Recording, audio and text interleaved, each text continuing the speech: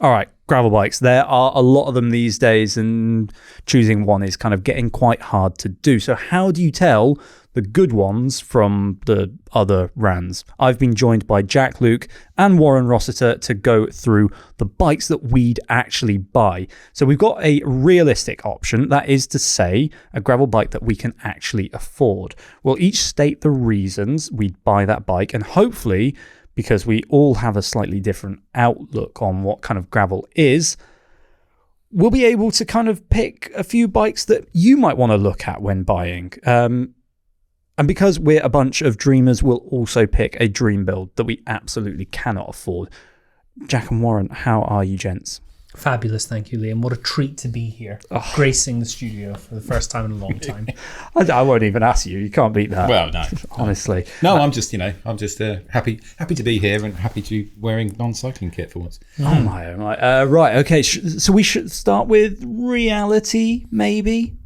Yeah, I suppose so. Is it slightly less engaging to start with reality than dream bikes? Do we want to hook the wonderful viewers in with our outrageous cycling media suggestions? I think that we are men of the people. That's true. And so we will start with the reality builds. Warren, I'll come to you Surely first. keeping it real is the dream, though. Yes, it's really not. Right, yeah.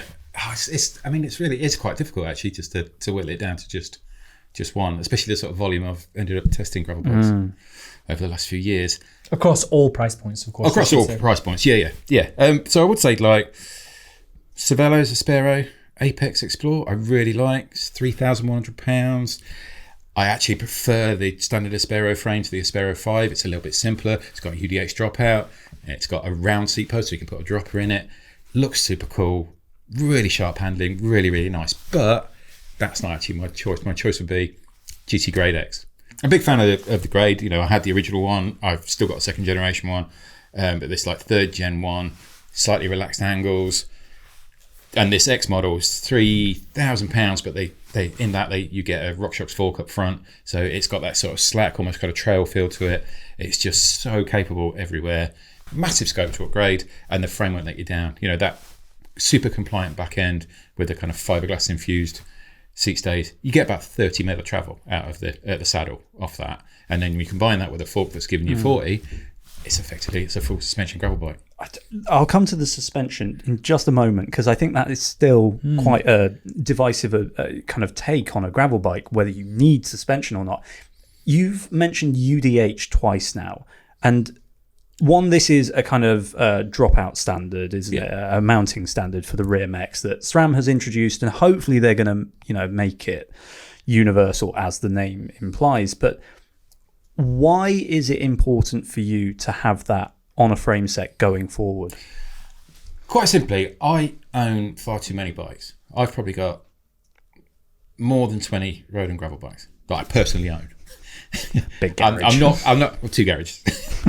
That's not counting mountain bikes, that's not counting BMXs, that's not counting like e-bikes, etc. And of those 20 bikes, I've probably got 20 different types of trailer hanger. Yeah.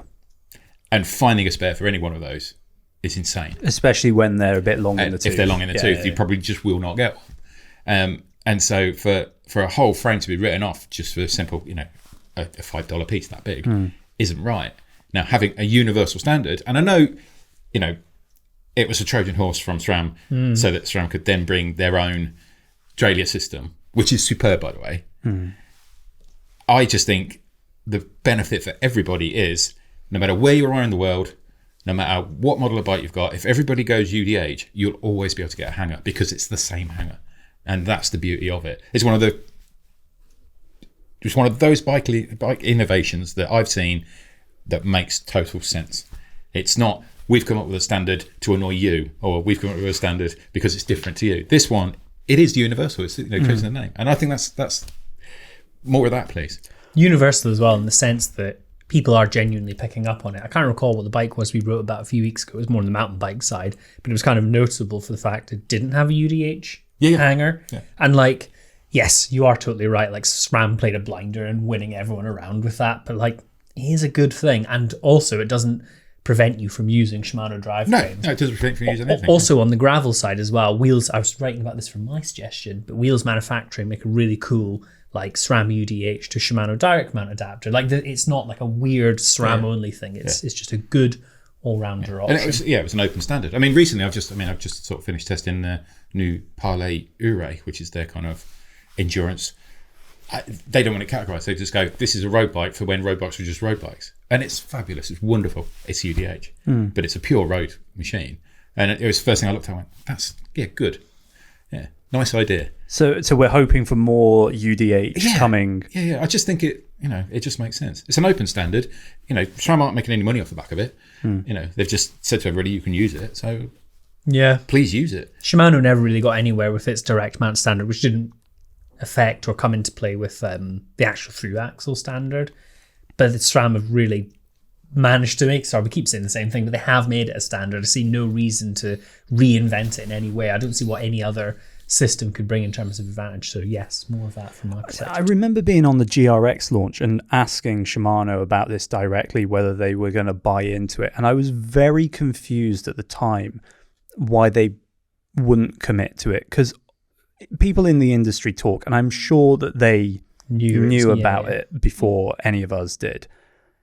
It does amaze me, because that is something that is universally hated by cyclists, and they could have shaken hands with SRAM and joined together as one. I suppose that UDH doesn't prevent you from using a Shimano. No, you just don't get the advantages of the direct T-type system that you do with SRAM. So I imagine, could you imagine being Shimano and being like, oh, our only competitor now has come up with this amazing system, and we're gonna say, oh yeah, actually you've got a better option than we do. I just can't foresee it. They would save face.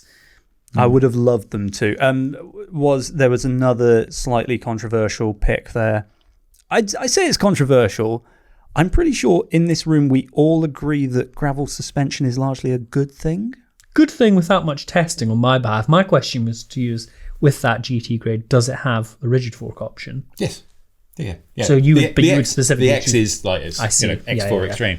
Like Giant have done the Revolt X, which has slightly tweaked geometry over the standard Revolt, but it's designed for a suspension fork. Yeah. So the standard grade has a longer carbon fork, so it's a suspension corrected frame. Mm-hmm. Yeah. And I think it all boils down to what sort of gravel you ride. Yeah.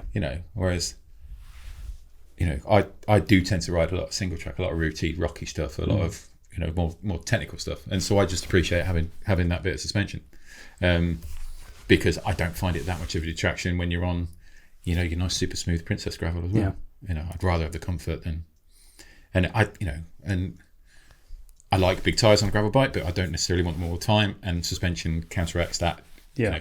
Most of the time you go for a big tire because you want the comfort that you can gain from it. So it's kind of horses for courses, really. And I'm not that fussed about weight, which I know your gravel choice will probably be solely involved around weight.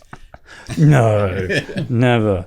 I had the old Lauf Segler for ages, because we had it in for a video, and that was the first time that I'd used a suspension system on gravel, and I was all ready to hate it, and I actually really, really liked it. It made so many more of my local trails actually rideable. And yeah, I'm a bit of a convert. I'm not sure I'm sold on all of the systems, but that one is certainly one for me. Jack, I really want to move on now to your choice here. Can I pick my notes out, because I can't remember? Open up that laptop. I can't remember the prices, but that's fine. We'll break the fourth wall. Sorry, go on. Oh, am I going on? Oh, fine. You go on. Yeah. Sorry. Tell us. Put us out of our misery. Yes, I refuse to give a simple answer to a simple question in this regard. I genuinely dithered on this. I'm not just being purposefully fussy, but like my beloved brown bike, which I wrote about late last year, is a sort of all-roadish steel passion wagon. Really love it. Loads of mounts for everything. Mud guards. It's like perfect for the go light gravel riding I really enjoy. So like that's probably good for like 70% of my riding. So what do I want to fill that last 30%? And I had a bit of a hum and haw about this. And I settled on probably building a bike based on a frame set with my very large pile of spare parts, which is quite an unhelpful answer for everyone to listen into because you don't know what's in my shed, but I don't care. I've got creative license here, and I would probably, of the pick on the market today, look at the Blackheart Gravel AL. Very handsome alloy boutique frame set, with the key thing with them being that you choose the colour of your frame before you order it. Perfect. Would it be brown by any? I do like a brown bike, but I think I'd go for something a bit more layery for gravel. So I have never heard of Blackheart as a brand. Some of our viewers and listeners might not have either. Where are they based? They are a US-based brand. They are like their whole bit is that they make high-end boutique alloy frames. They're Cerakote coated, which is it's kind of like powder coat, but it's a bit harder wearing, a bit more ceramic-y, as the name suggests. We've got a really good piece on the site about that, actually. Nick did a good interview with a bunch of people who use Cerakote. But this bike in particular is just a nice, neat, all-round, quite tidy, not too fussy standard platform on which you could build essentially whatever you want, gravel bike-wise. It has got internal routing, which isn't necessarily what I tend to go for, but it's very unfussy standard with things coming in through the headset, top cap, into the frame. Looks really well designed. I'm 99% sure it's a T47 bottom bracket, so you can do whatever you want there. And you get to choose your colour. Did I mention that? Funnily enough. You can choose a different colour fork and frame if you want as well. Very handsome. And what's your build going to be? Did you get that far of actually going into your shed and going like, I have that, and that? Liam, I have one of your cast-offs underneath my desk from your wonderful review on BikeRadar.com. What was that? GRX 1x12 speed. Oh, yeah. The mechanical one. I forgot about that. It's sat under my desk. Sans cassette, but it's earmarked for a future gravel build. Did I pinch that cassette? Possibly. Well, it's not under my desk either I'm not way. using it, I know that. So I would probably go with that, and then wheels-wise, a nice set of like sensible alloy wheels from a Hunt maybe, and then finishing kit. I realise that's like not a very hugely helpful answer, but for me, like I've had a lot of bikes over the years, much like Woz, but tend to have more like pick and mix bits, and this frame set really, really appeals to me. And it's also, I don't think there's anything shameful to admit that it's a bit weird, it's a bit niche. Yeah. And I like that. I like this, a smaller brand that you don't necessarily have heard of or will see very often, which is in stark contrast to my dream option. So there you go. Well, from a niche option to one of the big players, I've sort of cheated on this as well because I cannot afford this bike new. It is the Specialized Crux. And it's technically a bike I already own because I bought it secondhand after I reviewed it. I liked it that much. Which spec did you have originally? I can't actually remember. I had the Force 1 by. Not S-Works. No one needs S-Works. Nobody needs S-Works. Yeah. It's the Pro model from a few years ago, so it's got that really nice kind of multicolored pinky frame colour. It's just a really nice bike, and I am in the process of making it a 2x Ultegra Di2 with GRX derailleurs. And it's going to be road, it's going to be gravel, it's going to be cyclocross. I think I've actually got three. The Crux is a cross bike. Yeah, you are building it as a cross bike. It may be a cross bike. The Crux bike. is a cross bike that Specialized has called a gravel bike. Are you putting Ultegra? I've got nothing against it. I quite like it. And actually, I think you've been really savvy there because I've ridden both the S-Works Crux and the standard Crux, and I prefer the standard. You know, the one that I wouldn't have is the one that you reviewed, as in the really low-end model, because I think for the money, you get an absolute terrible deal in the like wheel Apex set. Yeah. Just the wheel set is... Yeah. I'm not going to trash Spesh here too much, but... Is the one... So you're building it up with an Ultegra road crank set and shifters? Yes, wow. But with Very GRX Eurocross. derailleurs. What's the rationale? Well, at the front derailleur, you get more tyre clearance with the GRX, and at the rear end, you get more cassette spread, which I think is, still with a 2x 36, you need, or I certainly need, because my legs aren't that strong, that wider cassette. And I think I'm going to go for an 1136 on the gravel, give me a 1-to-1 lowest gear, and then 1134 on the road and cyclocross. Just a bit tighter. How do you think GRX front trailer will shift with road cranks? Absolutely fine. I hope. That'll be fine. The only thing I found beef with when I reviewed, I had the real top end Super Flash Crux when it first launched. The S-Works red one. It was bonkers money. Nice bike, obviously. But if I was building up a frame set as like you are, no mechanical front derailleurs, Di2 or wireless only. I think that stinks because mechanical GRX is sick. I really like Yeah. that. But sounds like an interesting build, Liam. Yeah, and it doesn't really stop there. I've got wheel sets coming out of my ears from many years of testing. I thought this was supposed to be like, we were supposed to come into here and be like, yeah, these are reality options. Yeah. But we're kind of saying to the viewers and listeners, oh, you do need to have worked in the cycling media industry and have a shed full of wheels. I don't think this is very helpful. My reality. both my Yeah, you're all right, stock. all right. Your You've stock. done Your it stock. correct. Very good. So my reality bit of that buy is getting the Crux secondhand, because I had a quick look on Facebook Marketplace. Local to me, there's an S-Works one for 4.5. So if you can find the Pro or something like that, you're not going to be paying anywhere close to what they are new, which is like 7.5 or something like Maybe we that. should just do a podcast where we look for bargains on the marketplace. I'd love that. That's dangerous though. Lowball people, just see how low we can possibly go just to wind them up and then ghost them. The final thing I'm going to do on my reality build is fit a set of mud guards, and it'll be some SKS jobbies, because this would be kind of a commuter, not so much through the winter, because riding in the UK in the winter is terrible. I believe you've given up riding for the winter. I heard a funnily rumour. enough, I've gone to the gym. Can you tell?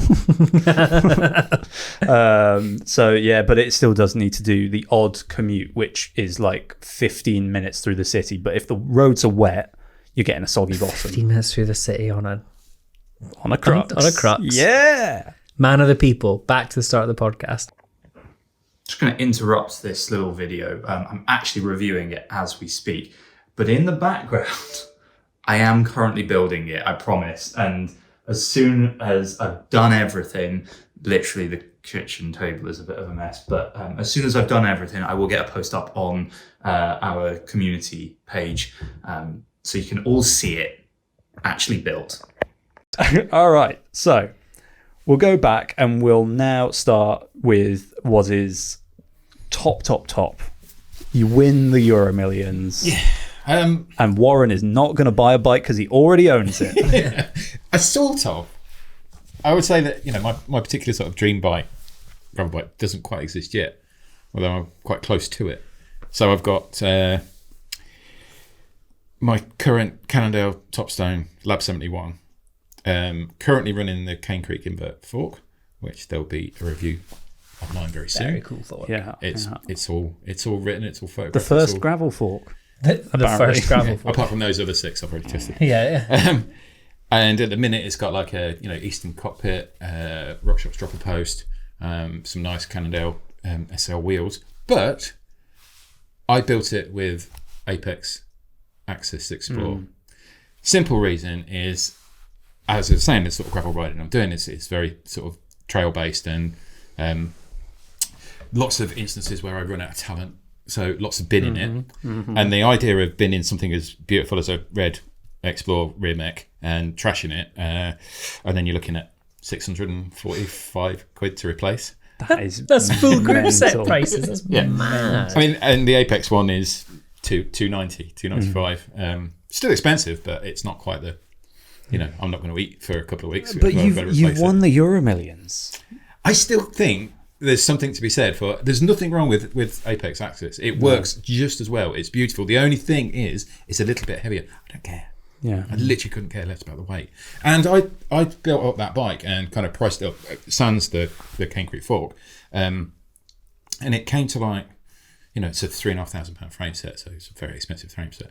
But the complete bike build was like under £5,000. Now the standard Lab 71 build is nearly 9,000, and my Lab 71 with a toolkit on it, with 2 bottle cages, with its pedals, weighed less. And it was over 3,500 quid cheaper. So it's kind of, but as I say, it doesn't really exist yet, because as much as I love the Topstone and as much as I love the way it rides, and I do think it's a bike that really merits having a suspension fork on it, because you've got that kingpin suspension on the back, so you get this nice smooth matching.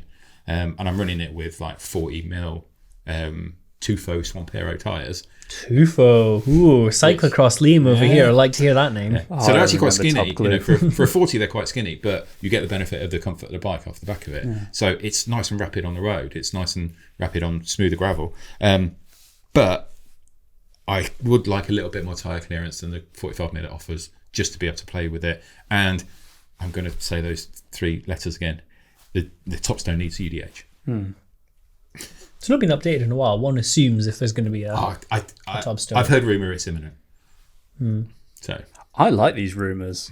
Yeah, We should just do vodcasts of rumours with Warren. just share our best gossip we've got from Cycling Media. That'd be good. Yeah. Jack, your top end build. Yes, I tested in October last year the Canyon Grail CFR Di2, which was at the time their newest, fanciest gravel race bike, and I awarded it a whopping 5 stars. I absolutely loved that bike. It was so sick. Really great handling, really like the cockpit ergonomics, amazing integrated storage, really cool and thoughtfully designed accessories, and in the context of a very high-end expensive bike, a pretty good build. And with a few tweaks to suit my tastes, it would be my absolutely perfect dream bike. And the joke is that when you did the video for that, you and Felix just had to disappear for like a whole day to go, and you were riding that bike and having so much fun, and you just wouldn't come back to the office. I don't remember this. What's the gossip here? I'm joking. I remember we got an 18-minute video or something like that. Video, Well, it was very thorough, very in depth. I had to justify my full 5-star score. So what changes are you going to make? I would, if I'm being fussy and rich in this instance, number 1, the paint is so boring. The choice I had was like black, very Canyon, something fun and layery. Black bikes are super dull. Obviously with Canyon, I'm so glad Simon's not in the room because he'd have kittens. But I'd have to spend, I imagine, quite a lot of money to get the cockpit I wanted. Canyon, that particular bike, although you can run any 1-piece or 2-piece cockpit you want to get all the neat integration and so on, you need to get the right size from Canyon.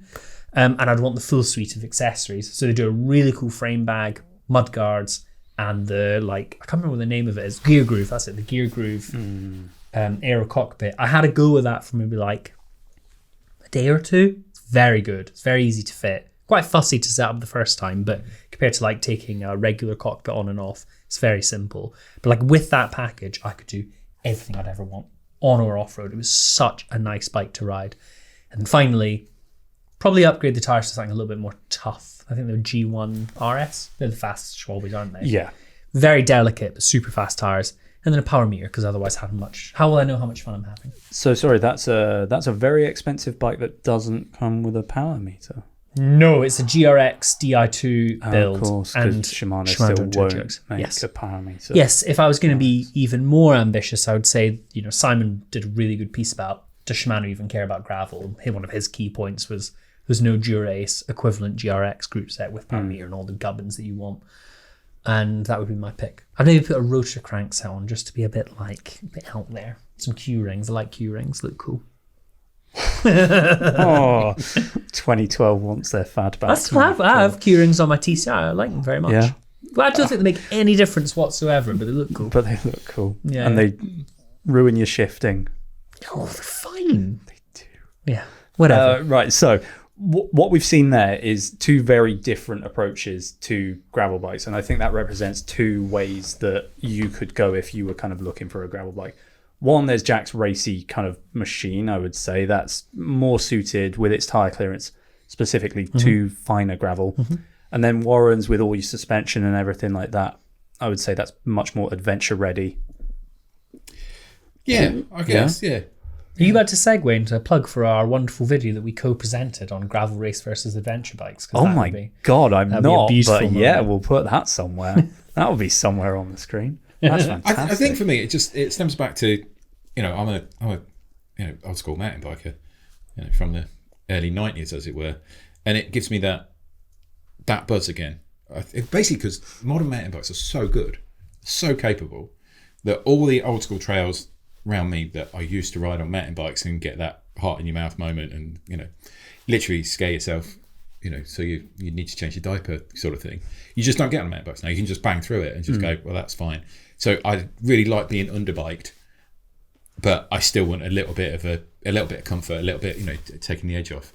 It stems right back from sort of the kind of earlier times of mountain bikes. I mean, I tested the Cannondale Slate, and when it first came out, and I think on the review I said, It's a bike absolutely no one needs, but God, I really want one. And you love the Slate. You mention it, I would say, like at least every few months. I've still got my Slate. I did a rebuild on it quite recently. And I absolutely love it. It's 650p. That's out of favour.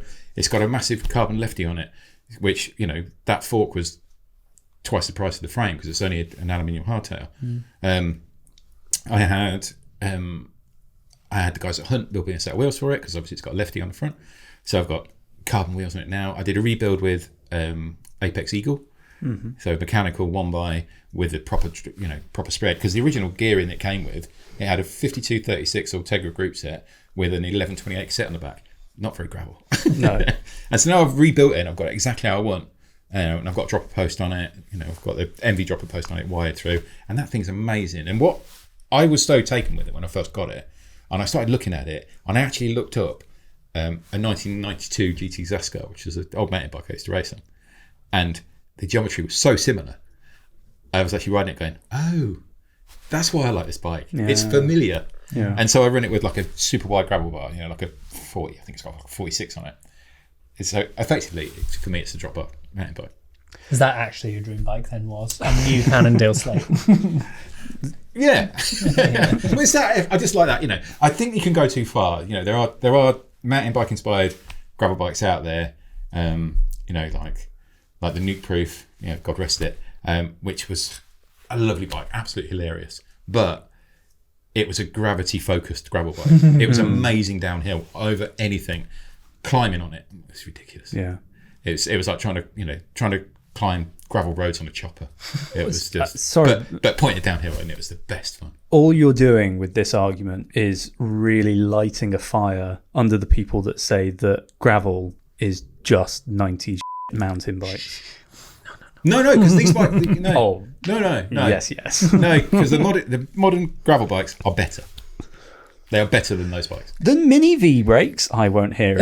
Let's have that. That's a great little social cut for that. Modern gravel bikes are better than old mountain bikes. Fantastic. When it comes to my silly money build, I kind of had to think of a bike that I didn't actually want, but didn't need. And so I went for a really aero gravel race bike, which is the Factor Ostro Gravel. Ooh. Because what was his name? Matt at Gravel Worlds, Prison Phone Matt. Oh yes. Him. You should remember. You wrote the article. God. Heyman? Not Matt Heyman. No. This will come to me, sorry. The Factor Ostro Gravel, I saw his at the Worlds, and I've seen the Armani teams with their Africa Safari inspired paint, and I just fell in love with it. And Matt Holmes. Matt Holmes. Sorry, Matt. He has a great prison phone if you want to see that on BikeRadar.com. It's really good. It's very funny. Very funny. I see this bike and it's really low. It's aero. It's designed for pretty much princess gravel, I would say, going really fast. I mean, I've tested it, and I tested it, and I did it in the same year with the BMC KS in Gravel Bike of the Year, and I can really, really appreciate what they're good at because they're phenomenal at it. I mean, my sort of gravel test loop for Bike of the Year was like a 75-mile loop, and I would say there's probably a 15-mile section which is the smoothest, loveliest gravel that you have, and point to point those two were significantly faster than anything else I rode. But the minute you got into the woods, the minute you got into the single track, they were terrifyingly poor. I was going to say this, and ended up like in the aggregate they were slower than the bikes that were coming off top of that year. But if all you want to do is ride wide double track or the big kind of Midwest American style gravel road, point to point, there's nothing as fast. It's quite interesting, I think, in like reviews. Like we all review independent. We don't look to others. We try not to be influenced by what other people have said. But like the Ostro, I think is what most commonly everyone's been like, wow, there's some really stiff bike. Quite unforgiving, really unforgiving. Our contemporaries and other titles said similar things. So we're pulling apart your suggestion before you've even got it out of your mouth. All right. No, I would build this up though. I think SRAM has a range of SRAM builds. Personally, with the new stuff, I still just prefer the ergonomics of Dura Ace, even though I've had a go on that new red. and the braking is, I think, just a bit better than Dura Ace now. I really think it's fantastic, but I would have, again, a Dura Ace Di2 kind of GRX mix to have kind of roady gearing on it. You are basically building another road bike, but whatever. We'll scum over that. I would have a Power to Max NG power meter because I've had one of them, or I had one of them on my winter bike, which I recently sold, and that thing did cyclocross seasons, winters, and it never missed a beat. Did they do a Shimano one? I thought they were all direct. Do they? 4-bolt. They are so good. If you want reliability, it's like an interface between the chain rings and the and the arms. You have to do a different kind of crank arms. You can just fit the chain rings to the things. I've never seen that. I've got a Power to Max on those rotor cranks I was mentioning. Weird mix up. But like this, a direct mount one. I've never seen what you're discussing. It's genuinely a fantastic system, and I know that you'll agree with this, Joyce, because I will have the WT Volpine S45mm tires, which we rode at Gritfest. Excellent tires. Ridiculous. Full disclosure, we did a great video with WTB about testing wide tires, sponsored video, but they are genuinely fantastic tires. Absolutely. In fact, they would be my pick if the Canyon Grail took 45mm tires, but I don't think it does. Or maybe it maxes out at 45mm. Yeah, you'd be getting close. But they're the ones I still rip around on my current gravel bike. They're very good. They're very, very grippy on the corners, which is weird because they've got barely any shoulder tread. Great tire. But they're also fast in the straight line. It's an aero bike that I have no use for, but I really want it. For all those long, smooth sections of gravel we have here in the UK. But I've seen the Amani team racing them, and I want one of their bikes. So DMs are open for marketing does work. Clearly, marketing really does work, especially if you paint your bike in safari. Yeah, that's. Are we talking like Safari Suit Brown, or are we talking like Zebra? No, it's like all different colors and like greens and stuff. It's really, really nice. I'll show you some photos later. Thank you. So those are our picks. Which ones did we get right? Did you disagree with all of them? Do drop your suggestions down in the comments on the YouTube video, or if you're just listening to this, do email in to podcast@bikeradar.com. Maybe you've got a suggestion that would be better than ours. Gentlemen, thank you very much for joining me. Will you come back to do more podcasts? Yeah. Yes, because I really need you to in the next few weeks. Well, I got up this morning, I had an outfit, and then I thought, I'm doing a vodcast, so I chose a Larry shirt just for you. That's how seriously I took it. That is YouTube. Thank you very much for watching. And if you want to see more of those tracker bikes with that very nice factor, it's just up here. Or it might be up here.